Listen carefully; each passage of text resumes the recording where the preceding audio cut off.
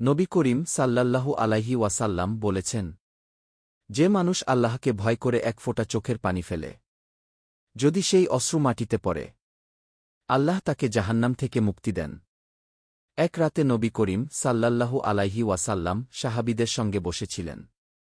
তিনি জাহান্নামের ভয়াবহতা সম্পর্কে বলছিলেন। সবাই চুপচাপ শুনছিলেন। হঠাৎ এক সাহাবীর চোখ থেকে অশ্রু ঝরতে লাগল। নবী করিম সাল্লাল্লাহু আলাইহি ওয়াসাল্লাম তখন বললেন, যে চোখ আল্লাহর ভয় থেকে কাঁদে, আল্লাহ সেই চোখকে জাহান্নামের আগুন থেকে রক্ষা করেন। এই কথা শুনে সাহাবীরা আরও কেঁদে ফেললেন। তাদের হৃদয় ভরে উঠল তাওবার অনুতাপে। তারা জানতেন, আল্লাহর ভয় মানুষের মুক্তির পথ। এক ফোঁটা অশ্রু যদি সত্যিকার তাওবার হয়, তাহলে আল্লাহর দয়া নেমে আসে, আর সেই চোখ হয়ে যায় জান্নাতের যোগ্য।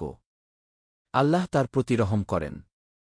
চলুন আজই আমরা আল্লাহর সামনে মাথা নত করি, নিজের গোনাহের জন্য তাওবা করি, আল্লাহর ভয় থেকে এক ফোঁটা চোখের পানি ঝরাই।